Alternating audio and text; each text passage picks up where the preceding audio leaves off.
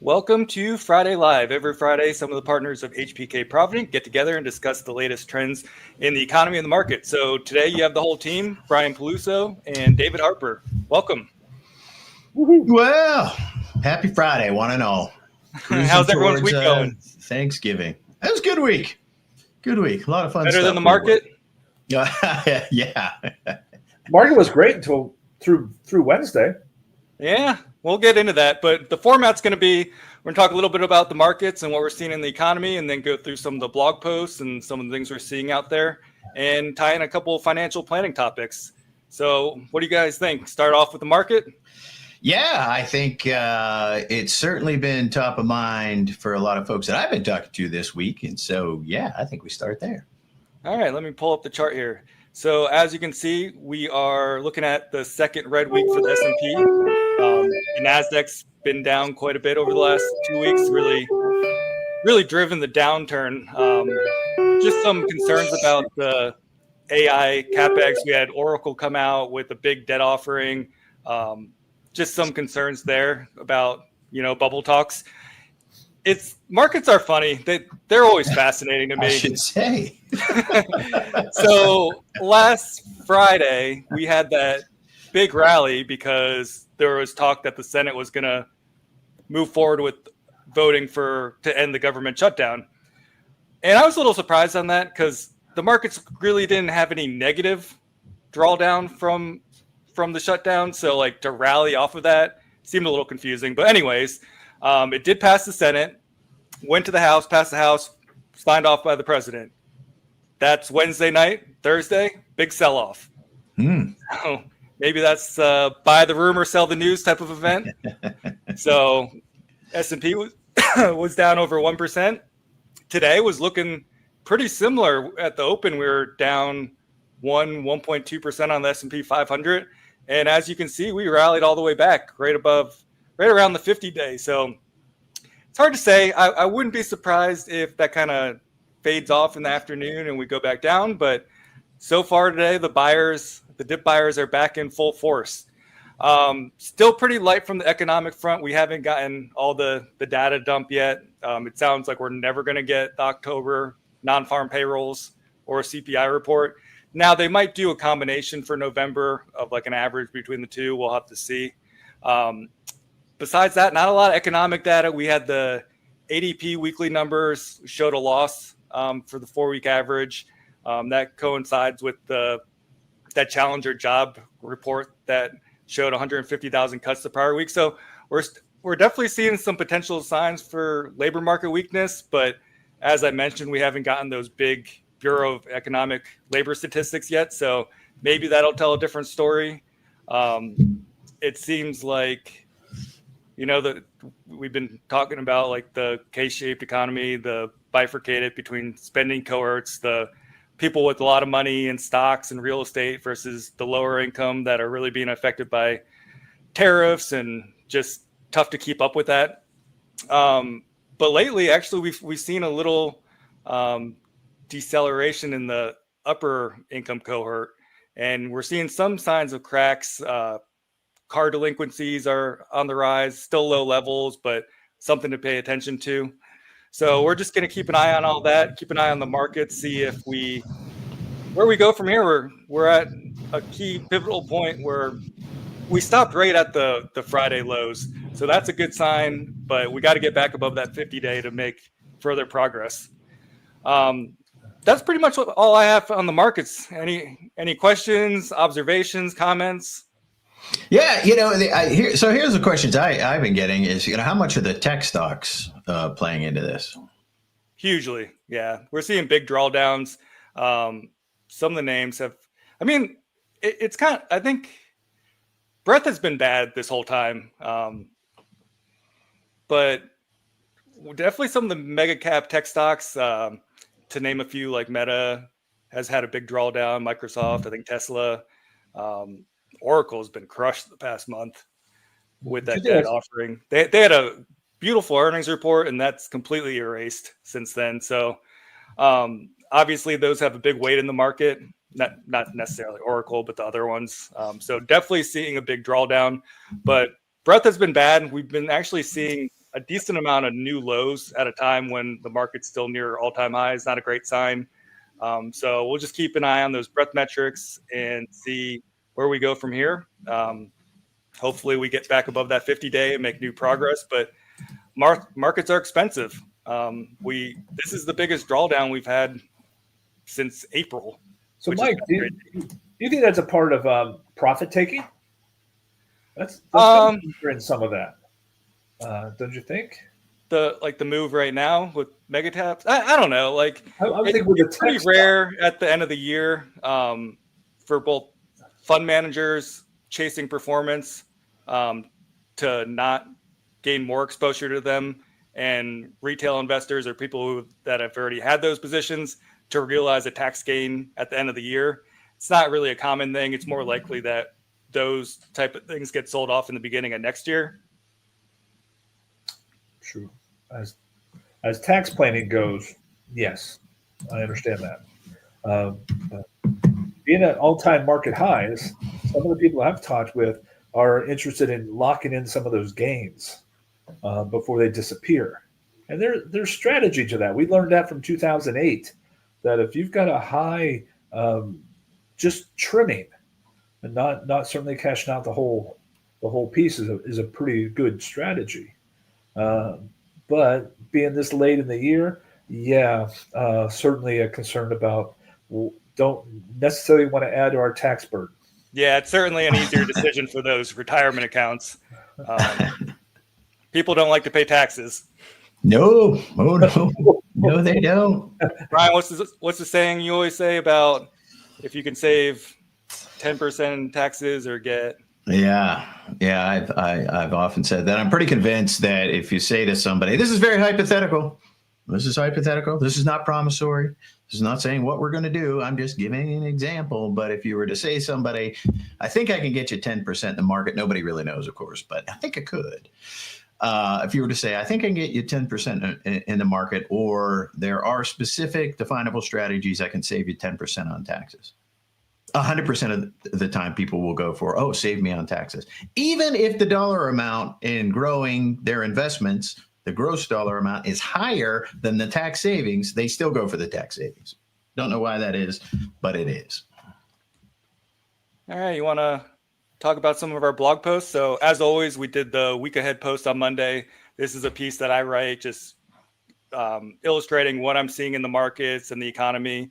We talked about the government shutdown. So every Monday that gets released at around 10 a.m. So stay tuned for that. Tuesday is our new thematic Tax Tuesday. So Brian, you want to talk about this one at all, or? Yeah, a little bit. So this is on the child tax credit. So there's actually this one that was Thursday's post. That was Thursday's was about the Roth conversion and the standard deduction. Oh yeah. Well, hey, the simple point here is a lot of people say, hey, can I convert from what is going to be fully taxable dollars in a traditional format? So a traditional 401k, traditional IRA. The way the traditionals work is you get a deduction on the way in, it grows tax deferred, but when you take money out, it's fully taxable. So some people like to convert from that format to a Roth format. And if you put money into a Roth, you don't get a deduction. It grows tax deferred. And if you follow the rules, and there are very specific rules, some point in the future, depending on your age and how long you've had the account, you could take that out tax-free. People like tax-free, as we were talking about earlier. But you need to remember and factor this in when you are converting from the traditional format to the Roth format, that's taxable dollars in that year. So you could say, yeah, I want to move into a tax-free, possibly never taxed account. But when you do that, the amount that you're moving from one place to the other becomes taxable income. And that could have a whole host of effects on your overall tax situation.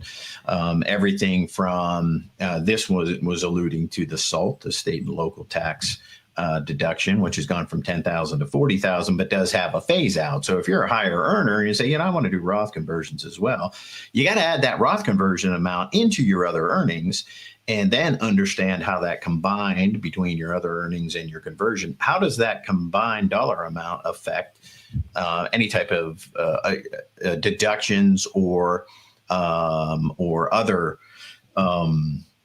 tax implications, such as for those people who collect or who are on Medicare. Your Medicare premiums could go up on what they call IRMA, income-related Medicare adjustment amount. So if your income is too high because you did a conversion, maybe your Medicare premiums go up.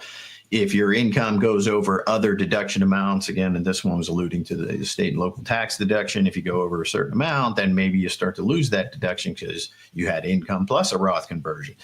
So, and I believe that threshold for a married couple is 400,000 and completely phases out incrementally at 600,000. So right on that one in particular, hit 600,000, then you're back to the $10,000 deduction, is my understanding. But I'm not a tax expert. So we don't give tax or legal advice.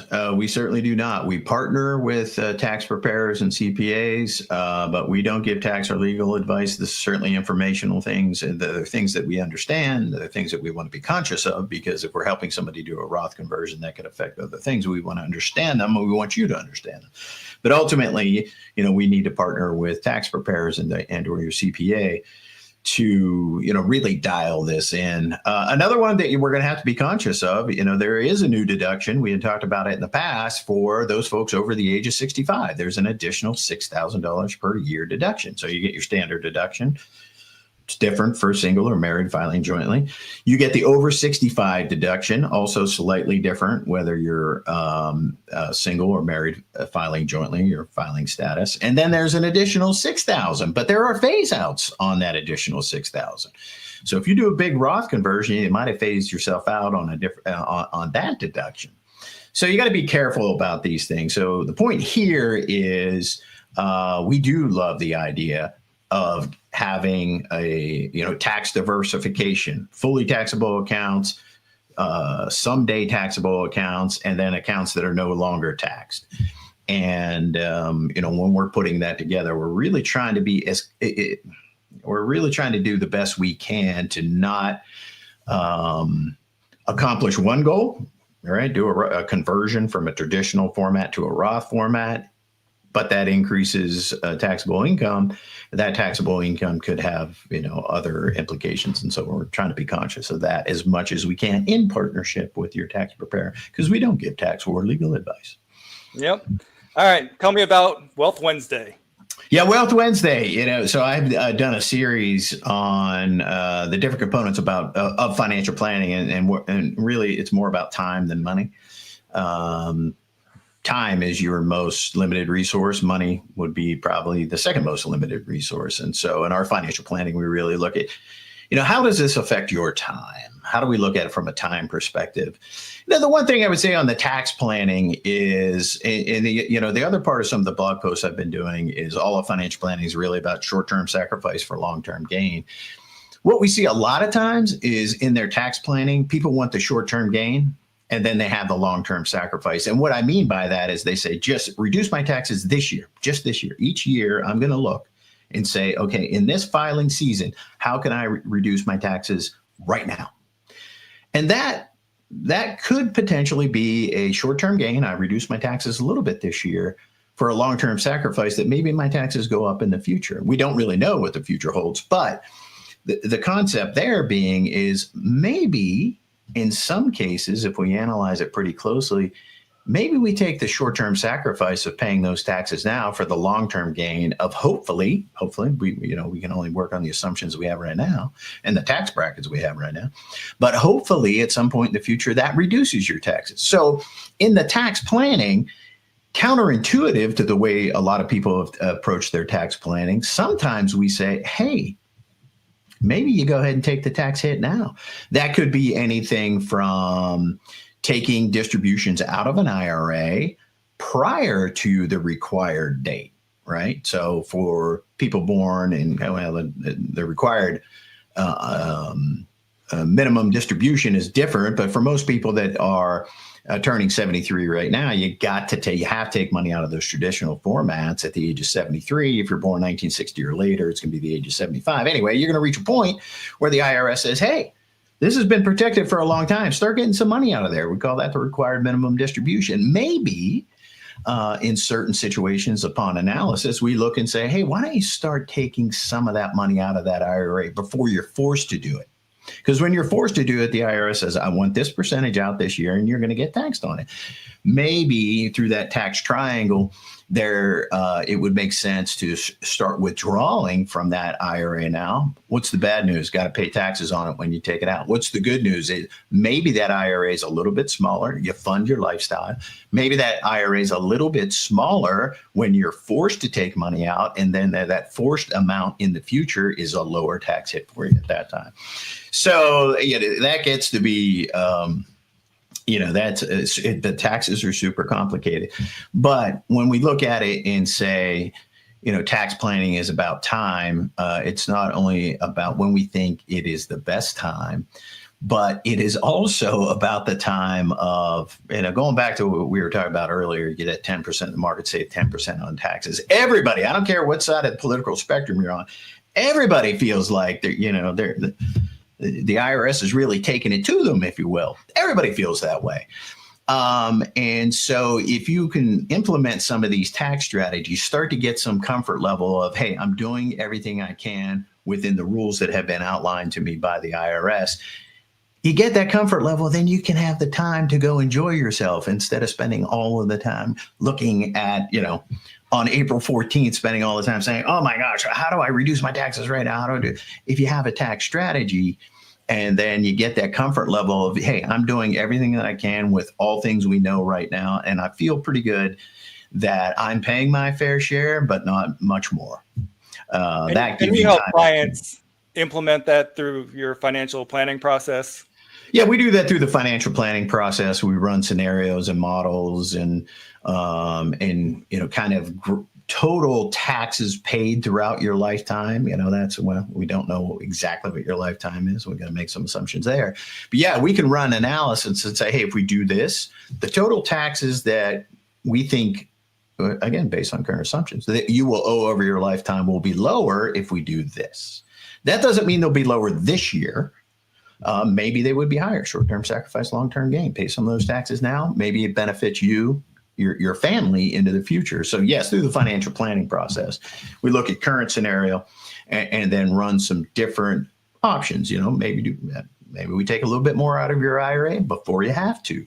Maybe we do some of those Roth conversions now. Short-term sacrifice, long-term gain. Pay the taxes now, so we don't have to pay them later. So yeah, that's how we do it. We look at it really on an individual year basis, recognizing that some early years in some of these strategies, taxes will be higher than what you would have planned to pay.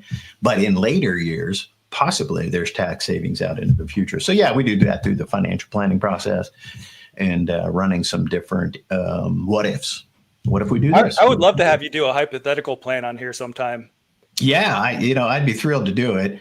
But everybody knows, you guys know, and everybody that watches. So once you get me wound up on some of these things, I'm going to go pretty deep on this.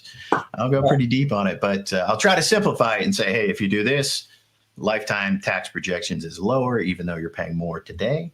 If you do this, it's kind of neutral. It's not worth the effort. Yeah, that'd be great. That's a good idea, Mike.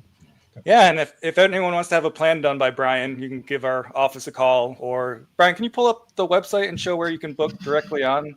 Yeah, absolutely. So let's see here. I'm going to have to remove this. Let me see if there we go. Add that. So right here, this is our, you can tell I got two screens going. I'm looking over. So this is hpkprovident.com. This is where you can find our blogs as well as right under the resource. Then right over here, there's a contact page. So right under the contact page, you can see phone number, email is right in there. And then right here, you can, right in this section here, you can just put in some information, say, hey, I'd like to learn a little bit more. please email me. I'd like to learn a little bit more. Give me a call, whatever it is. So it's right here, HBK Provident, and it's over here in the contact section. The other thing that you can do if you want to get a little bit further is you can securely upload documents. So if you have something you want us to look at and say, hey, I've got a real, I've been researching this and I haven't really been able to come to a conclusion on this, you can securely upload a document and say, hey, will you take a look at this for me? Give me your thoughts. And then we can kind of discuss from there. Or if you want, you can book an appointment directly right up here in the top right. Schedule an appointment. You can find our calendar. That ends up right on our calendar. You can say, please connect via Zoom. We'll send you a link or just give me a call.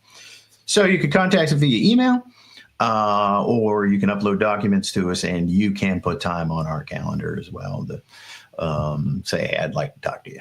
So those are the three ways that you can interact with us via our website. Great. We are accessible, and there's a plethora of information, knowledge between the three of us.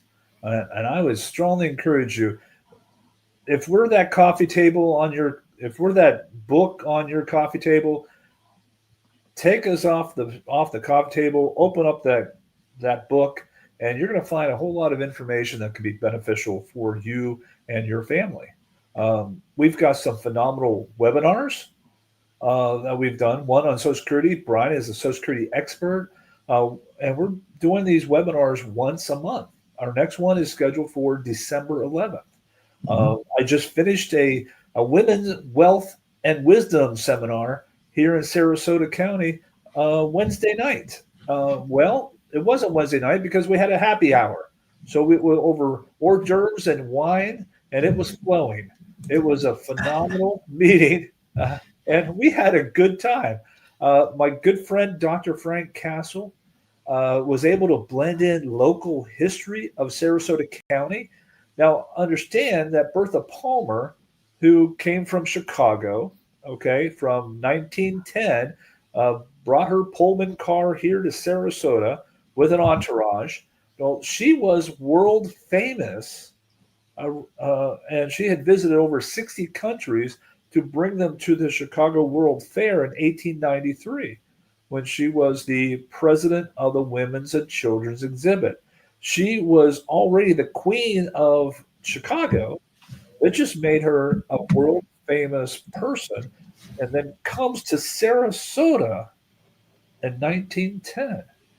And at that point, even before women had the right to vote, she made a huge impact locally and globally. She had houses in Paris, in England, and Newport Richey. She had a number of different houses. Her house in Paris, actually, she loaned that to the Allied forces for World War I as a hospital to treat wounded warriors. Intriguing. It's just a fascinating lady. And there are so many talented women that we're surrounded by. It is good to get information to you and hear from you and to assist you in your independence and your financial independence. Okay? David, from the feedback that you got from people that attended, what was the biggest takeaway, would you say? Okay. One, they love my friend Frank Castle. You get a historian a chance to speak, and he can light up the room. Okay, and then but one of the biggest issue is, hey, you don't have to put up with an advisor that doesn't listen to you. Communicate with your people. Communicate, and an advisor is only as good as their ability to take what you need to tell them and work it around for your personal satisfaction, for your personal recommendations. Okay, so that was the biggest takeaway. Is hey, there are resources available to us because unfortunately more than 80% of women at one time will become a widow in their lifetime. The average age of a woman becoming a widow, 56. Wow. That's bad news for us. That blew me away. That blew me away. Okay. I was thinking about 65, and I thought that was generous. But to hear it is 56. So, and you realize that women hold the purse strings to trillions of dollars. You're not a small voice, and you're not you carry as Teddy Roosevelt would say, you carry a big stick. Let's give you the tools on how to wield that stick. So that was the biggest takeaway, Mike. All right. And if you missed this one, I think David's planning to do another one maybe in January or February. So stay tuned and we'll keep you updated on that. The last but not least blog post for the week was another tax one about the child tax credit going to $2,200. Just like the tax thing we talked about before, it also phases out, but eligibility is kids under 17, I believe.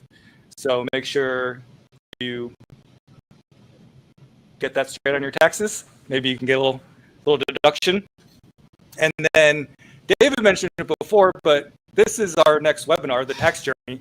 Brian's going to be talking about the different phases, kind of like you talked about in the financial planning process, but what things you can do at different stages of your financial journey to maybe reduce your taxes or maximize your after-tax money at some point throughout the journey. So we're excited for that. That is on a Thursday, I believe, December 11th at 5 p.m. Eastern time. So I'm looking forward to that. I'll be there with Brian most likely, and we'll definitely gain some knowledge. And we would be amiss if we did not acknowledge to all our fabulous veterans. Thank you so much for your service. We would not be having the freedom to discuss here without the sacrifices that you made. And I'm not sure if you can see the two hats up on my shelf. Okay. And those represent some of our founding fathers of this firm. My father-in-law was in the 82nd Airborne, and Ron Zucchelli, 82nd Airborne, and then Jack Delaney has the USS Orion naval hat. He worked on the submarines during World War II, and thank them for their sacrifices, and thank every veteran for what you've done for us. Thank you. Yeah. And I would expand on that as well to say the families of veterans, folks in the military service, and there's a few others. There's a ton of sacrifice. There's a ton of adjustments that the families need to make as well. And so I'd like to honor the families as well on Veterans Day. The folks, our veterans have done incredible things, but let's not forget that their families had to make adjustments while folks are away, oftentimes in dangerous situations, and the toll that takes, and it takes a village. And so I like to honor the families as well, because a lot of sacrifices there as well. And a big shout out to Brian today. It's his birthday. Yay! So happy birthday, Brian. You said no big plans for the weekend, but any special meal, or are you going out to dinner? None of the above. I'm completely denying the aging process at this point. So okay. I just try to make it another day. I think a hockey game is in his future. Yeah, I'm going to go watch the University of Pittsburgh play John Carroll tonight. I enjoy watching that tremendously. So to me, that's a great day. So I'll take it. Hey, one thing I'm going to add. I'm going to end with a little bit of a cliffhanger. I got several questions this week about mutual fund capital gains. Mutual funds are paying their capital gains here in the next many weeks. And we've had a lot of folks. Now our firm goes back to the 60s. It was a heyday of mutual funds. We've got a lot of folks that still hold individual mutual funds and still have a lot of questions about how the capital gains work. Wait a minute. I own the fund. I paid capital gains last year. I got to pay capital gains again this year. Yes. When I sell some of the funds to go buy a car, I got to pay capital gains. Yes. So I'm going to leave you with a cliffhanger on that, but I think we should go a little bit deeper on how mutual fund capital gains work, and we'll do that next week. So you got to tune in 12:30 p.m. Eastern Standard Time on Facebook. Yeah, those amounts can be high. I was doing some calculations on your sheet. It seemed like 6 to like 12%. Yeah. So that's a little bit of a longer topic, so I'm going to leave that as a cliffhanger. But yeah, it's in the next few weeks, kind of right now till kind of mid-December is when these mutual funds pay capital gains. And invariably, we get calls and say, whoa, I paid capital gains last year on my mutual funds. You did. I'm going to pay them again this year. You are. The worst scenario is when the market's down and there's still capital gains. Clients are not like that. Well, we're going to explain how that happens. So yeah, there's kind of a series. These are, of course, mutual funds outside of, individual retirement accounts or Roth and that kind of thing. But I'll leave that as cliffhanger. I like it. All right. Anyone have anything else? No, that's it. Thanks, everybody, for joining us. Yeah, I'm going to flip on the disclosures and tune into our blog post, and we'll see you next Friday. Great. Thanks. Thank you. Bye-bye. LPL Financial, LLC, member FINRA, and SIPC.org. Advisory services offered through LPL Financial, LLC, a registered investment advisor. Brian Peluso, Michael Kutch, and David Harper are registered representatives of LPL Financial, LLC. Content discussed is for informational purposes only and not intended as an offer or solicitation to buy or sell any security or investment strategy. Any opinions expressed are those of the authors and do not necessarily reflect the views of LPL Financial or its affiliates. All investments involve risk, including the possible loss of principal.